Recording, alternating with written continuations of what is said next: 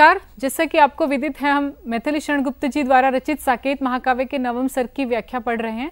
उसमें पूर्व के पदों में हम देख चुके हैं कि उर्मिला का विरह कवि ने बहुत ही सुंदर तरीके से वर्णन किया है कि कैसे वो पूरी प्रकृति में अपने विरह से सबको व्याकुल होते हुए देखती है। यहाँ तक कि राजभवन में कैद पशु पक्षी भी उसे जैसे विरह से व्याकुल लगते हैं और वो उन्हें आजाद कराना चाहती है। इसी क्रम में कवि कहते हैं, लेते गए क्यों न तुम्हें कपोत वे, गाते सदा जो गुणते तुम्हारे, लाते तुम्ही हा प्रिय पत्र पोते वे, दुखाब्धि में जो बनते सहारे। उर्मिला कहती है कि हे कपोत, तुम्हें तो बड़े प्रिय थे ना, वो तुमको बहुत प्यार करते थे कबूतर, तो तुम्हें अपने साथ क्यों न ले गए। यहाँ पे उर्मिला ये कहना चाहती है कि अगर कबूतर को साथ ले गए होते तो कभी मेरे लिए वहां से कोई पत्र तो आना संभव हो जाता और इस विरह रूपी समुद्र को मैं जहाज रूपी पत्र के द्वारा पार कर लेती। जैसे एक बहुत बड़ा समुद्र है, हमें उसे पार करना है तो हमें जहाज की आवश्यकता पड़ती है। तो उर्मिला कहती है कि 14 वर्ष की अवधि का लंबा जो समुद्र जैसा विरह है, इसे पार करने के लिए मुझे पत्र जो है जहाज का काम करते, यदि कबूतर जो है लक्ष्मण अपने साथ ले जाते। तो बहुत ही सुंदर उपमा यहाँ पर कवि ने दी है। औरों की क्या कहिए, निज रुचि ही एकता नहीं रखती, चंद्राम तू पीकर तू चकोरी अंगार है चखती। अरे चकोरी, मैं औरों के संबंध में क्या कहूं, तू अपनी रुचि में ही एकता नहीं रखती, क्योंकि तू चंद्राम पीकर स्वयं अंगार चखती है। साहित्य में एक मुहावरा होता है कि चकोरी जो है अंगारों का सेवन करती है, तो कवि ने यहाँ पर उसी का प्रयोग करते हुए कहा है। शुक, सारिका, शशक, कपोत, चकोरी, इनके माध्यम से उर्मिला अपनी वेदना को प्रदर्शित कर रही है। उनसे पूछ रही है कि तुम्हें पता है क्या मेरे प्रियतम कहाँ हैं, जबकि हम जानते हैं कि वो मूक पक्षी क्या उसको जवाब दे सकते हैं, लेकिन उसकी उन्माद में, विरह में ऐसी स्थिति हो गई है। यहाँ पर अनुप्रास, रूपक इत्यादि अलंकारों का प्रयोग किया गया है। विहग उड़ाना भी ये हो बद्ध भूल गए अये, यदि अब इन्हें छोड़ू तो और निर्दयता दये, परिजन इन्हें भूले ये भी उन्हें सब है बहे, बस अब हम ही संगी साथी सभी इनके रहे। उर्मिला कह रही हैं कि मैं कैसे इन पक्षियों को मुक्त करूं, अब क्या होगा। विहग उड़ना भी ये हो बद्ध भूल गए अये, अरे ये पक्षी तो इतने दिनों से बंधन में हैं, बद्ध हैं, तो ये उड़ना भूल गए हैं। अब यदि मैं इन्हें छोड़ती हूँ, मुक्त करती हूँ, तो ये और निर्दयता की बात होगी। परिजन इन्हें भूले, इनके परिजन इनको भूल गए हैं और ये भी अपने परिजनों को भूल गए हैं। तो इस प्रकार से अब हम ही इनके संगी साथी बचे हैं, हम ही एक दूसरे का दुख हरण करने के लिए यहाँ पर हैं। यहाँ पर दुख जो है मानव को अन्य प्राणियों से जोड़ता है, दुख में आत्मा का विस्तार होता है, ये कवि ने उर्मिला के माध्यम से प्रकट किया है। वेदने तू भी भली बनी, वेदने तू भी भली बनी, पाई मैंने आज तुझी में अपनी चाह घनी।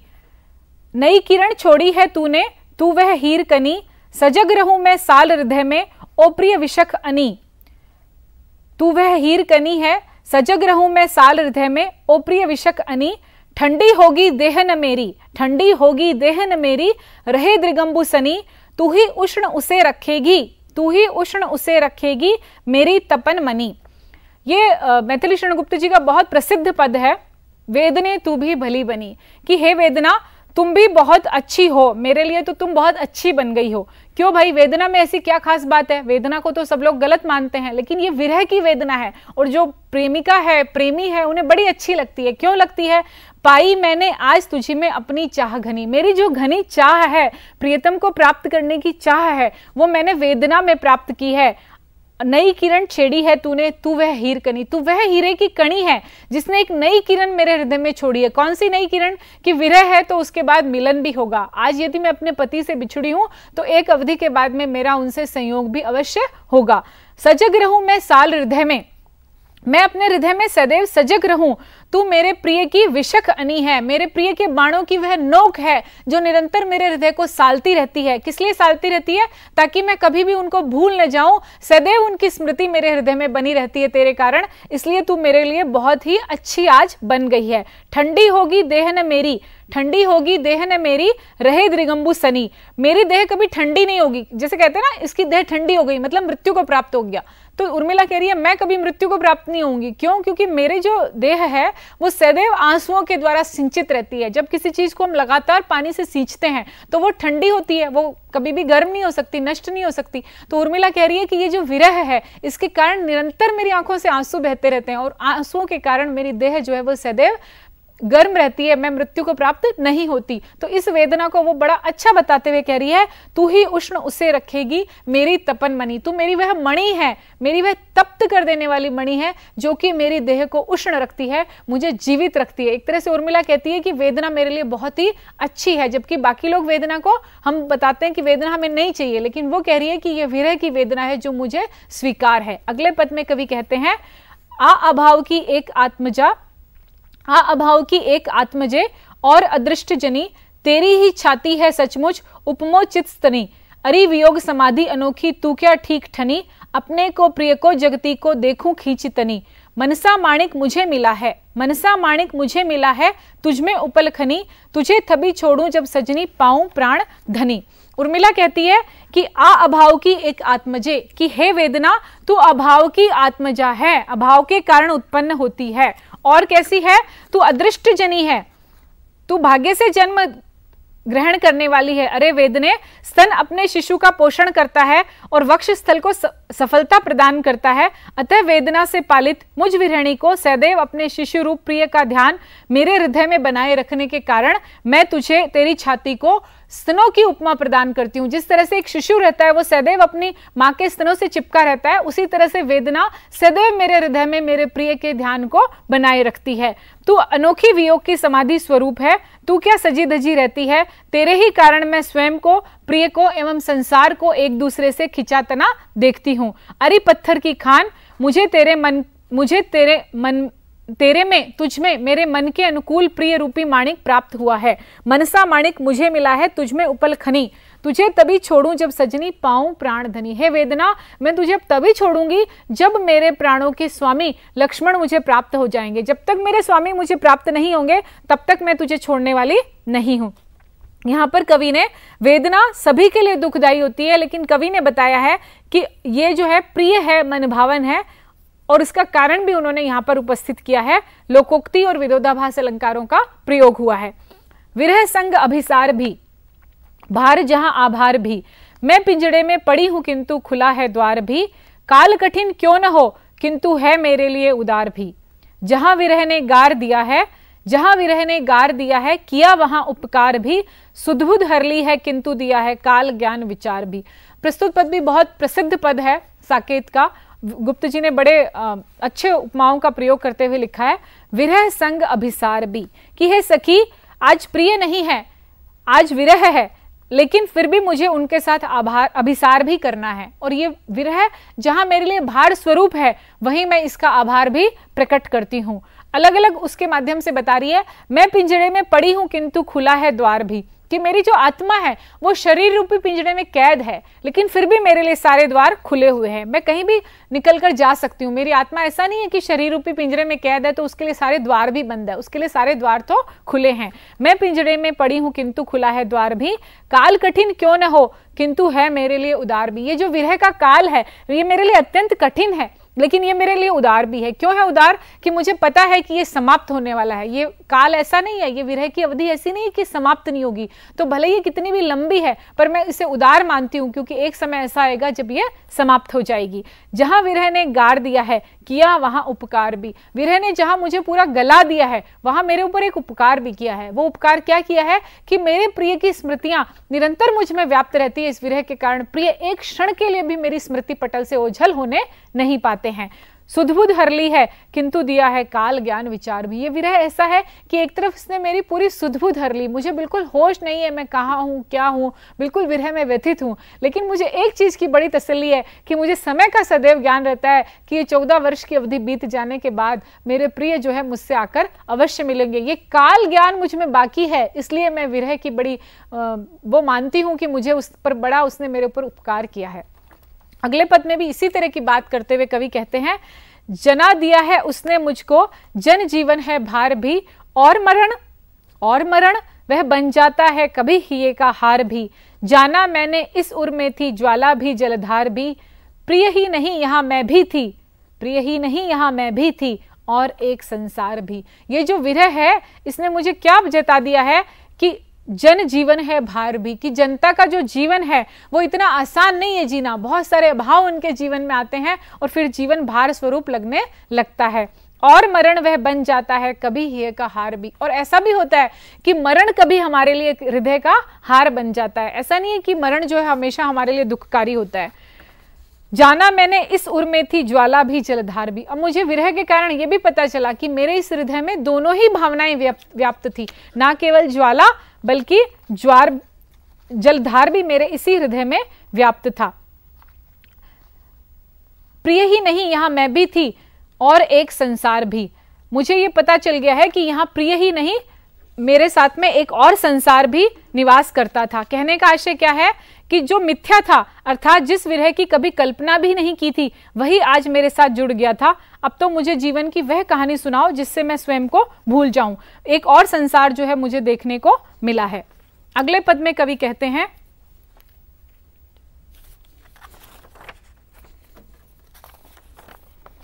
लिखकर लोहित लेख डूब गया दिन आहा, व्योम सिंधु सखी देख तारक बुदबुद दे रहा। ये भी बहुत प्रसिद्ध पंक्तियां हैं गुप्त जी द्वारा लिखी गई कि हे सखी, विलाप करते करते सूर्य जो है वो अस्त हो गया है। आकाश में लाल रंग को फैलाकर लिखकर लोहित लेख, लाल लेख लिखकर दिन जो है वो डूब गया है। व्योम सिंधु सखी देख तारक बुदबुद दे रहा। और ये जो व्योम रूपी सागर को देखो, इसमें तारे रूपी बुलबुले उठ रहे हैं। किसी जलाशय में किसी व्यक्ति या वस्तु के कूदने से, गिरने से जो बुदबुदे उत्पन्न हो जाते हैं, उसी भावना से यहाँ कवि ने बड़ी नवीन कल्पना की सृष्टि की है। रूपक और उत्प्रेक्षा अलंकार का प्रयोग हुआ है। दीपक संग शलभ भी जला न सखी, दीपक संग शलभ भी जला न सखी, जीत सत्व से तम को क्या देखना दिखाना, क्या करना है प्रकाश का हमको। अगले पद में कवि कह रहे हैं, दीपक संग शलभ भी जला न सखी। हे सखी, तू दीपक न जला। क्यों नहीं जलाना दीपक? कि इसके साथ साथ पतंगे भी जल जाएंगे। दीपक संग शलभ भी जला न सखी, जीत सत्व से तम को क्या देखना दिखाना, क्या करना है प्रकाश का हमको। अब विरह अवस्था में उसको किसी को कष्ट पहुंचाने का मन नहीं कर रहा। वो बोल रही है दीपक मत जलाओ। क्यों? दीपक जलाएंगे तो उसके साथ साथ शलभ यानी पतंगा भी जल जाएगा। और हमको क्या करना है? हम जो ये अंधकार है उसको सत्व से जीत सकते हैं। तीन हमारे यहाँ माने जाते हैं ना गुण, तो वो कह रही है रज तम, ये जो हमारे गुण हैं, तो हम सत्व से ही इस तम को जीत लेंगे। इस अंधकार को हम अपने सत्व गुण से जीत लेंगे। और क्या करना है अब हमको प्रकाश का? कोई मेरे प्रिय यहाँ पर है नहीं, मैं सजू धजू किसी को दिखाऊं, ऐसा मेरे कोई अवसर ही नहीं है। तो तुम एक काम करो, अब कोई प्रकाश जलाने की जरूरत नहीं है, क्योंकि अगर हम दीपक जलाएंगे तो उसके ऊपर दो चार पतंगे व्यर्थ ही प्राणों का अपना उत्सर्ग कर देंगे। सच्चे प्रेमी जो हैं वो प्रेम में बलिदान देते हैं, किसी का बलिदान करते नहीं है।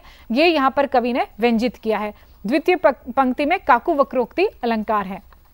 अगले पद में कवि कहते हैं, दीपक के जलने में आली, दीपक के जलने में आली, फिर भी है जीवन की लाली, किंतु पतंग भाग्य लिपि काली, किसका वश चलता है, दोनों ओर प्रेम पलता है। ये गुप्त जी की बड़ी प्रसिद्ध लाइनें हैं, अगर आपने सुनी हो तो। दोनों ओर प्रेम पलता है, एक अलग कविता के रूप में भी इसे पढ़ाया जाता है। दीपक के जलने में आली, फिर भी है जीवन की लाली, कि जब दीपक जलता है ना तो फिर भी जीवन को लालिमा प्रदान करता है, दूसरों को प्रकाश प्रदान करता है। लेकिन पतंगा, उसकी भाग्य लिपि कितनी काली होती है, उसको तो कोई श्रेय भी नहीं देता कि वो जलकर किसी को रोशनी दे रहा है। ऐसे ही कहते हैं, भाई क्यों जला, तू दीपक अपना जल रहा था, तुझे किसने कहा बलिदान देने को, किसका वश चलता है। तो ये जो स्थिति है क्या कि दीपक के जलने में फिर भी जीवन की लालिमा है, लेकिन पतंग की भाग्य लिपि काले अक्षरों से लिखी हुई है, इस पर किसी का वश नहीं चलता। सखी दोनों ओर प्रेम पलता है। यहाँ पर उर्मिला बहुत बड़ी बात कह रही है कि लक्ष्मण के बलिदान को इतिहास याद रखेगा कि सीता माता और राम की सेवा के लिए लक्ष्मण जो है 14 वर्ष वनवास में रहे। पतंग को कोई श्रेय नहीं देगा, उर्मिला को कोई याद नहीं रखेगा। दीपक के जलने में आली, वहां पर उसको मिल जाएगा श्रेय लक्ष्मण को, लेकिन मुझे किंतु पतंग भाग्य लिपि काली, किसका वश चलता है, मेरे को कोई याद नहीं करेगा। इतिहास मुझे कभी ध्यान में नहीं रखेगा कि यहाँ उर्मिला ने भी 14 वर्ष जो है वनवास जैसे ही काटा था, अपने प्रिय के बिना कितने बड़े वियोग का जो जीवन है उर्मिला ने जिया था। तो कवि ने बहुत सुंदर शब्दों में कहा है, दोनों ओर प्रेम पलता है। अगले पद में इसी भाव को आगे बढ़ाते हुए कवि कहते हैं, जगती वणिक वृत्ति है रखती, उसे चाहती जिससे चखती, काम नहीं परिणाम निरखती, मुझे यही खलता है, दोनों ओर प्रेम पलता है। बहुत सुंदर उन्होंने शब्दों का प्रयोग किया है। जगती वणिक वृत्ति है रखती, कि ये संसार कैसा है, ये बनिया प्रवृत्ति रखता है, वणिक प्रवृत्ति रखता है। कैसे कि उसे चाहती जिससे चखती, जिससे उसको कुछ लाभ मिलता है उसको वो चाहती है, और काम नहीं परिणाम नहीं रखती। काम नहीं देखता है संसार, परिणाम देखता है कि इसने ये किया तो उससे ये परिणाम प्राप्त हुआ। यदि हम थोड़ा सा रामायण पर राम कथा पर दृष्टिपात करें तो हम देखते हैं कि राम को पग पग पर राम और सीता की रक्षा करते हैं लक्ष्मण, और बहुत ज्यादा उनको सहयोग करते हैं, तो परिणाम जो है वो सामने आता है। जो लक्ष्मण का प्रेम है, लक्ष्मण का जो बलिदान है वो इतिहास में दर्ज हो जाता है। लेकिन जो उर्मिला है वो कहीं जैसे अंधेरों में कैद है। गुप्त जी ने उसी को बाहर लाने का प्रयास अपने साकेत नाम के इस महाकाव्य में किया है कि जगती वणिक वृत्ति है रखती, उसे चाहती जिससे चखती, काम नहीं परिणाम नहीं रखती, मुझे यही खलता है सखी दोनों और प्रेम पलता है। कि ये जो प्रेम है ना वो दोनों तरफ पलता है। हम दोनों ने बलिदान किया है, हम दोनों ने प्रेम किया है, लेकिन मेरा प्रेम जो है वो काल के गाल में समा जाएगा, मेरा त्याग जो है वो इतिहास में इतने अच्छे अक्षरों में दर्ज नहीं हो पाएगा, लेकिन प्रेम मैंने भी किया है, बलिदान मैंने भी किया है, सखी दोनों और प्रेम पलता है। अगले पद में कवि कहते हैं, अरे सुरभि जा लौट जा अपने अंग सहेज, तू है फूलों में पली यह कांटों की सेज। अरे सुरभि जा लौट जा अपने अंग सहेज, तू है फूलों में पली यह कांटों की सेज। यथार्थ था जो सपना हुआ है, अलीक था जो अपना हुआ है, रही यहाँ केवल है कहानी, सुना वही एक नई पुरानी। उर्मिला कह रही है कि हे सुगंध, अरे सुरभि तू लौट जा अपने अंग सहेज, तू अपने सारे अंगों को समेट ले और यहां से चली जा, यहां से दूर चली जा। क्यों? तू है फूलों में पली, तू तो फूलों में पली है, फूलों में से खुशबू आती है ना, लेकिन मेरे पास में यदि तू आएगी तो यह है कांटों की सेज। अब मेरे पास में विरह के कारण सिर्फ कांटों की सेज बची है, यह तेरे अनुकूल नहीं है, अतः तू लौट जा। उर्मिला आगे अपनी सखी को कहती है, यथार्थ था जो सपना हुआ है, कि प्रिय का मिलन जो यथार्थ था, मेरे जीवन में मेरे प्रिय आए थे, मेरा उनसे मिलन हुआ था, वो सपना तो जो है आज अतीत हो गया। अब वो मेरे को जो यथार्थ है आज सपने के समान प्रतीत होता है, और जो मिथ्या था अर्थात जिस विरह की मैं कभी कल्पना भी नहीं कर सकती थी कि मुझे अपने प्रिय पति से 14 साल के लिए अलग होना पड़ेगा, वो आज मेरे साथ जुड़ गया है। अब तो जीवन के पिछले सुखों की कहानी को सुना जिससे मैं सारी बातें भूल जाऊं। उर्मिला के मन में मिलन क्षणों को ताजा कर सुरभि सुगंध उसे कष्ट प्रदान कर रही है। इसका सुरभि का यहाँ कवि ने मानवीकरण किया है और उसे लौट जाने के लिए कहा है। अंतिम पंक्ति में विरोधाभास अलंकार है और शब्द शिल्प अत्यंत ही सुंदर है। गीतों में इस गीत में लयात्मकता है। अगले पद में कवि ने कहा है, आजा मेरी निंदिया गूंगी, आजा मेरी निंदिया गूंगी, आ मैं सिर आंखों पर लेकर चंद्र खिलौना दूंगी। प्रिय के आने पर आवेगी, अर्ध चंद्र ही तो पावेगी, पर यदि आज उन्हें लावेगी तो तुझसे ही लूंगी, आजा मेरी निंदिया गूंगी। बहुत ही सुंदर गीत है ये, और जैसे एक बालक हट करता है, एक बाल सुलभ चंचलता हमें यहाँ उर्मिला में देखने को मिलती है। वो गाती है, आजा मेरी निंदिया गूंगी, कि हे मेरी गूंगी निंदिया तू आजा।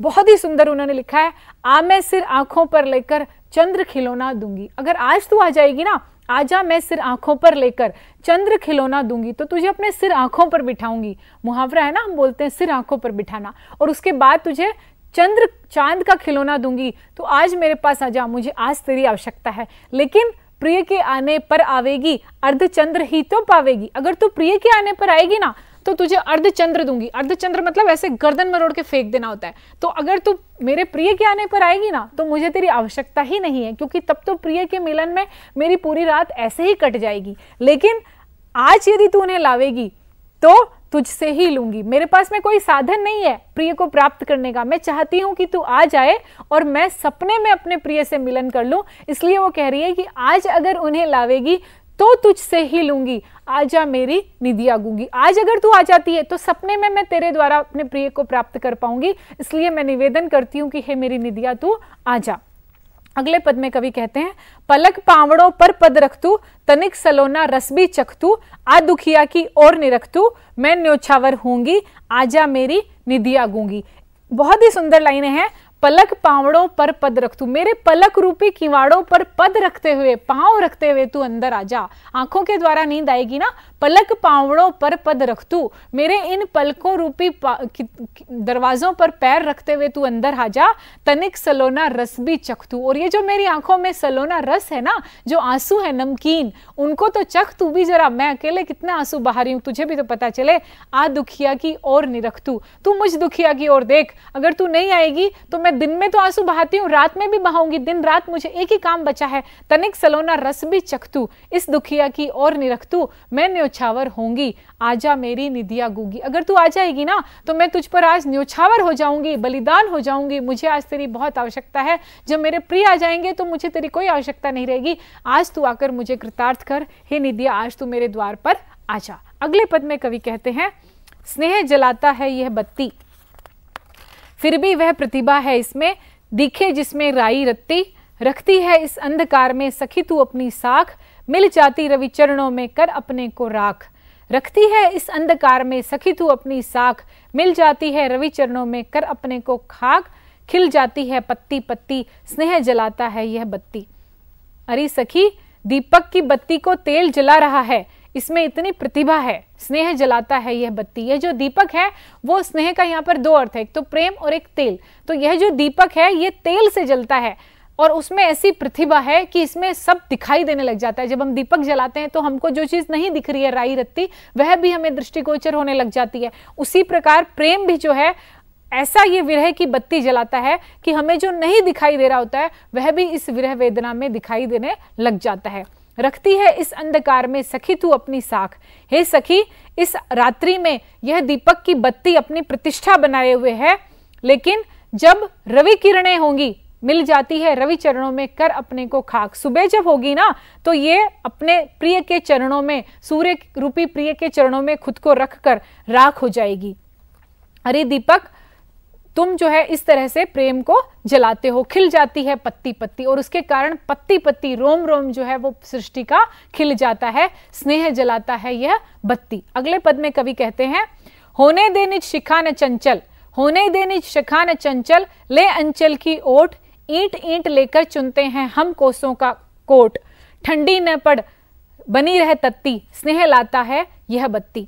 अरे दीपक की बत्ती, तू मेरे अंचल की ओट ले ले। क्यों? ईंट ईंट लेकर चुनते हैं हम कोसों का ओट। हम वो हैं जो एक एक ईंट से करोड़ों का किला निर्माण कर देती हैं। इसलिए तू तप्त बनी रहे, शीतल मत हो, मेरे अंचल की ओट में स्थापित होकर तू चालाए मत मनो। मतलब दीपक जैसे ऐसे कांपता है ना, तो उर्मिला कह रही है कि मैं अपने आंचल की ओट देकर उसे चालायमान होने से रोक रही हूं। होने दे निज शिखा न चंचल, शिखा यानी चोटी, यहां शिखा से आशय है दीपक की लौ। होने दे निज शिखा न चंचल, ले अंचल की ओट, मैं अपने आंचल की तुझे ओट कर देती हूं ताकि तू बुझने न पाए। ठंडी न पड़ बनी रह तत्ती, हे दीपक की बत्ती तुम ठंडी मत पड़ो, तुम तप्त बनी रहो, गर्म रहो। स्नेह जलाता यह बत्ती, यह स्नेह जो है इस बत्ती को जलाता है। स्नेह में यहाँ पर कवि ने श्लेष अलंकार का प्रयोग किया है, जिसमें प्रेम और तेल दोनों अर्थों की अभिव्यंजना की है। समासोक्ति अलंकार का भी कवि ने इन पंक्तियों में प्रयोग किया है। अगले पद को देखते हैं, ओहो मरा वह बराक बसंत कैसा, ओहो भरा वह बराक बसंत कैसा, ऊंचा गला रुध गया अब अंत जैसा। देखो बढ़ा ज्वर, देखो बढ़ा ज्वर, जरा जड़ता जगी है, लो ऊर्ध्व सांस उसकी चलने लगी है। यहां पर कुछ शब्दों के हम अर्थ देखेंगे। वराक यानी दीन, बेचारा, जरा जड़ता यानी बुढ़ापा या अचेतनता, ऊर्ध्व सांस यानी लंबी सांस। देखो अब बसंत कैसा हो गया है, उसकी लंबी लंबी सांसें चलने लगी है। बेचारा बसंत अब मरने वाला है, उसका स्वर जो है वो रुंध गया है। कहने का आशय क्या है, बसंत ऋतु में कोयल गान करती है, अब कोयल जो है उसका गला रुंध गया, अब कोयल ने गाना बंद कर दिया है और ग्रीष्म का ज्वर जो है वो बढ़ता जा रहा है। इसके कारण जराजन्य जड़ता उत्पन्न हो गई है, अब वह तीव्र बयार नहीं है, अर्थात ऊर्ध्व सांसें जो है चलने लगी है। इस प्रकार बसंत ऋतु का अंत जो है अब समीप है।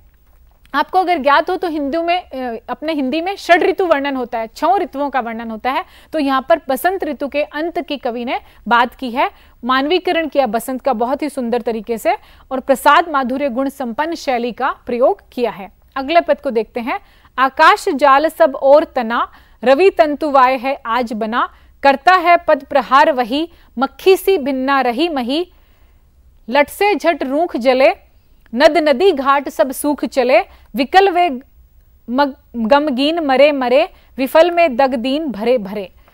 आकाश रूपी प्रबल जाल चारों ओर तना है, आकाश जाल सब ओर तना है, और जिसमें सूर्य एक मकड़े की भूमिका अदा कर रहा है। रवि तंतुवाय माने मकड़ा, तंतुवाय मकड़ा, यहां पर सूर्य जो है तंतुवाय बन गया है आज।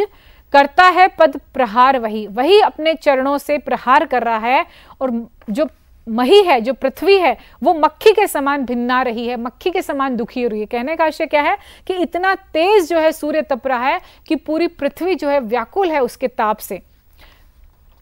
जैसे क्या होता है कि अगर मकड़ा जाल में फंस जाए और पैरों से उसको चोट करे तो मकड़ी जो है वो भिनभिनाएगी, उसी प्रकार सूर्य अपनी प्रचंड व झुलसाने वाली किरणों से पृथ्वी पर प्रहार करके उससे उत्पीड़ित कर रहा है।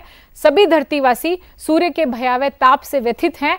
गर्मी इतनी भीषण है कि उसकी लपटों के कारण वृक्ष जल गए हैं, नदियों व नालों का पानी सूखकर कम हो गया है। गर्मी से परेशान होकर वनों में हिरण और जलाशयों में मछलियां जो है वो मर रही हैं, और असफल इसलिए है वह कि उसे प्रिय के दर्शन नहीं हुए। तो इस पद में हम देखते हैं कि ग्रीष्म काल की प्रचंडता का कवि ने सजीव चित्रण किया है रूपक के माध्यम से, और अंतिम पंक्ति में विभावना अलंकार का प्रयोग भी कवि ने किया है। भाषा जो है सहज, सरल और बोधगम्य है।